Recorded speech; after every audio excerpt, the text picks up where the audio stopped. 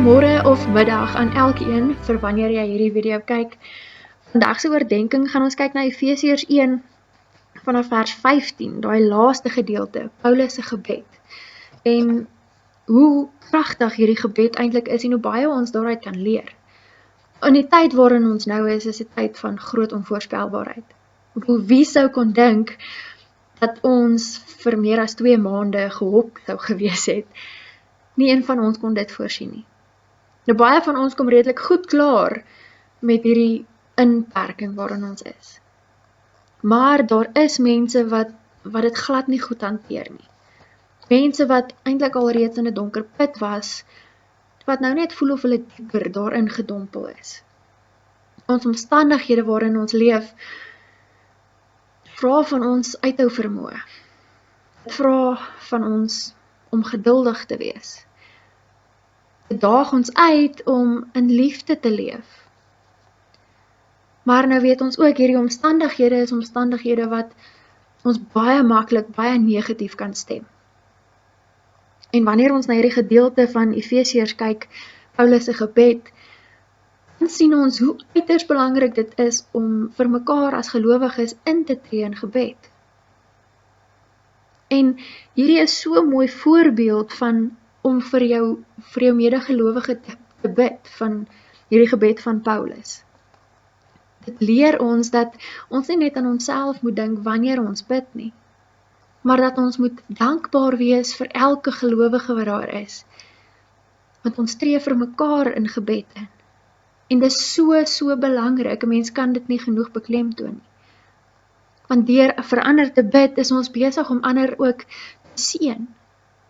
Want ons vra dat die Here ook vir hulle sal bystaan, ook vir hulle sal krag gee en geloofsekerheid gee. Dat die Here net ook by hulle sal wees. Want wanneer God teenwoordig is in 'n mens se lewe, dan besef ons wie Christus werklik is. En dan besef ons wat hy vir elkeen van ons gedoen het. Ek wil veral fokus op vers 17 van Efesiërs 1. Bid ek dat die God van ons Here Jesus Christus, die Vader aan wie die heerlikheid behoort, vir sy gees aan julle wysheid gee en hom so aan julle openbaar, dat julle hom werklik kan ken. Vers 18 ook, ek bid dat hy julle geestesoë so verhelder, dat julle kan weet watter hoop sy roeping inhou, en watter rykdom daar is in die heerlike erfenis wat hy vir die gelowiges bestem het. Paulus bid hier hoofsaaklik dat die wysheid van die Gees van God plan bekend gemaak moet word. Dit moet deur ons bekend gemaak word, deur die leiding van die Gees. Wanneer ons kyk na die Griekse vertaling, is die direkte vertaling die oë van die hart wat verhelder moet word. Ons almal weet hoe sleg dit is om iemand teë te kom wat altyd 'n swaar gemoed het. Ek jou ook sommer af, ek wil jou dag het dalk heel vrolik begin, en die oomblik wat jy met so 'n negatiewe persoon of 'n neergedrukte persoon te doen kry, dan voel dit of jou dag ook sommer nou afdraande begin loop het. Maar dalk is jy vanoggend die een wat 'n bietjie swaar gemoed het.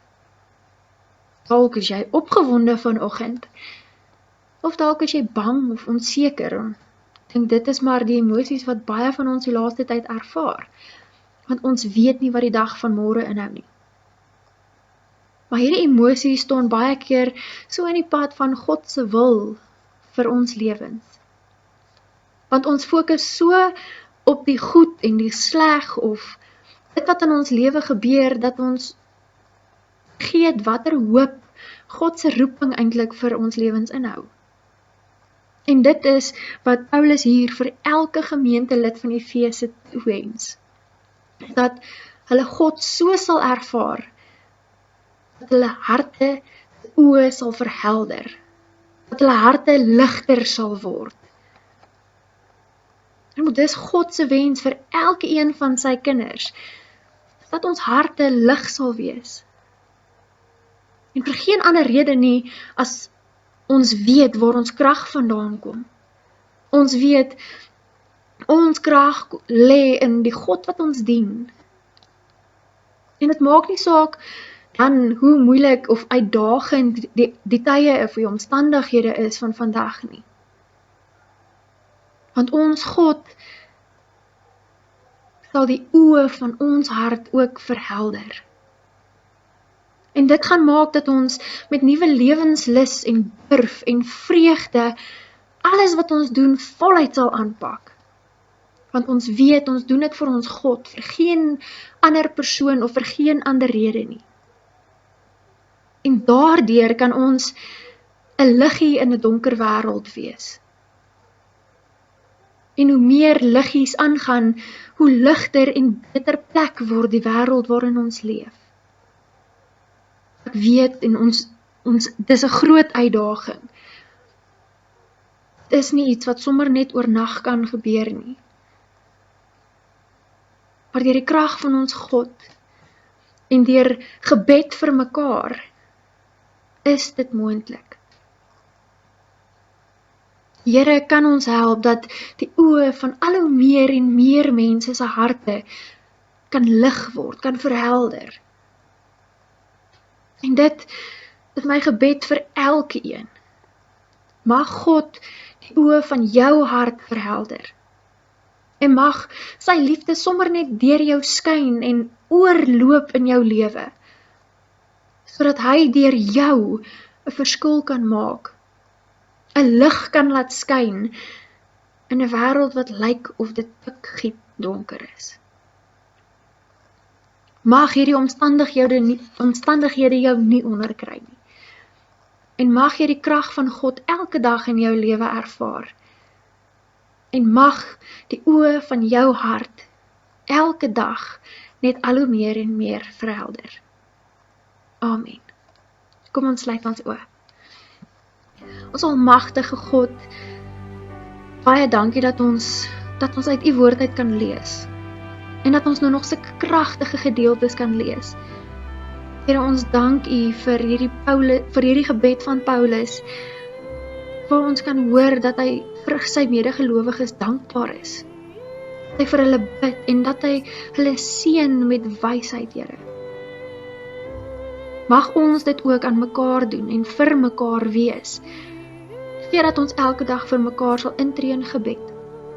Dat ons nie sal vergeet van die wat swaar kry in hierdie tyd nie. En Here, as ons die nuus oopmaak en ons lees van 'n 12-jarige seun wat sy eie lewe geneem het, dan sidder ons om te dink wat in hierdie wêreld werklik aangaan. Liewe Heer, wees met elkeen in hierdie tyd. Gee ons die nodige moed en die krag. En ons vra u, liewe Heer, verhelder die oë van ons harte, sodat ons ook 'n lig kan wees in 'n donker wêreld. Ons bid dit in u groot en heilige naam. Amen. Ek wil afsluit met 'n laaste gedagte wat ek teëgekom het hierdie week. As jy nie kan vlieg nie, hardloop. As jy nie kan hardloop nie, stap. As jy nie kan stap nie, kruip. Wat jy ook al doen, hou net aan vorentoe beweeg.